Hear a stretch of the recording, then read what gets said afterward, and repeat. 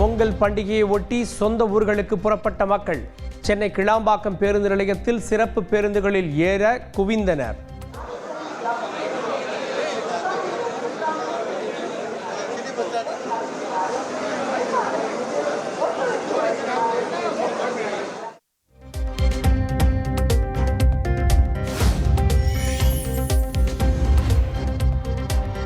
பொங்கல் பண்டிகையை ஒட்டி தென் மாவட்டங்களை நோக்கி மக்கள் படையெடுப்பு.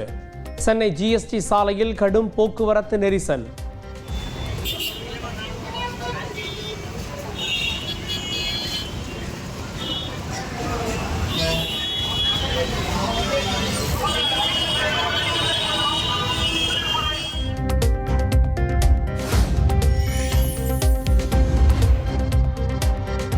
மதுரை அரிட்டாபட்டியில் டங்ஸ்டன் சுரங்கம் நிச்சயம் வராது.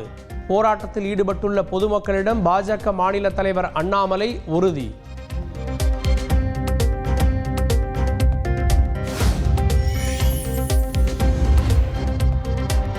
ஸ்பேஸ் டாக்கிங் திட்டத்தில் 2 விண்கலன்களுக்கு இடையிலான தூரம் 1.5 கிலோமீட்டராக அதிகரிப்பு. நாளை இடைவெளி 500 மீட்டராக குறைக்கப்படும் என இஸ்ரோ அறிவிப்பு.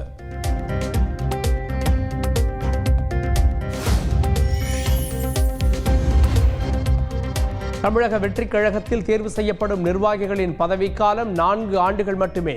மாவட்ட அளவில் நிர்வாகிகளை தேர்வு செய்வதற்கான விண்ணப்ப படிவம் இன்று வழங்கப்பட்ட நிலையில் நெறிமுறைகள் வெளியீடு.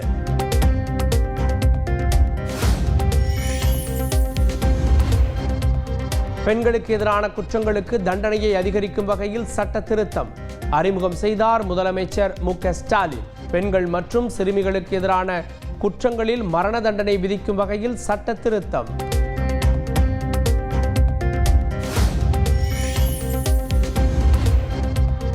சட்டசபையில் முதலமைச்சர் ஸ்டாலின், எதிர்க்கட்சித் தலைவர் எடப்பாடி பழனிசாமி இடையே காரசார விவாதம். நீட் தேர்வு, டங்ஸ்டன் விவகாரம் மற்றும் அண்ணா பல்கலை மாணவி விவகாரம் குறித்து கடும் மோதல்.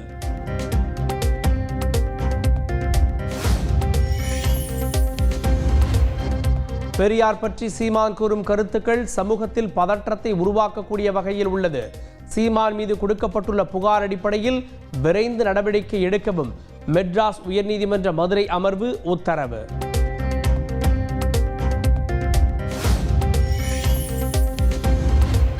ஈரோடு கிழக்கு தொகுதி இடைத்தேர்தலுக்கான வேட்புமனு தாக்கல் இன்று தொடங்கியது.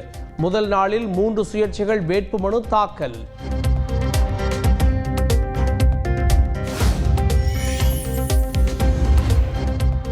ரேசிங் பயிற்சியில் ஈடுபட்டாலும் தொடர்ந்து படங்களில் நடிப்பேன். 18 வயது முதல் பைக் ரேஸில் ஈடுபட்டு வருவதாக நடிகர் அஜித்குமார் பேட்டி.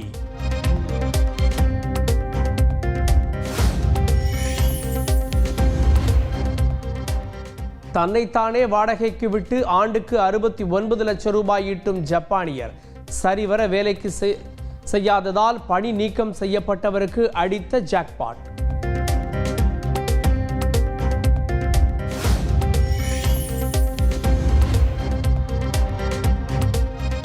ரஷ்யாவில் கல்லூரி மாணவிகள் குழந்தை பெற்றால் 84,000 ரூபாய் ஊக்கத்தொகை.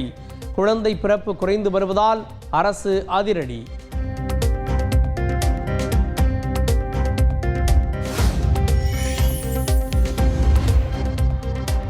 யார் கீழ்த்தரமாக பேசினாலும், தவறாக நடந்து கொண்டாலும் எதை பற்றியும் கவலைப்படக்கூடாது.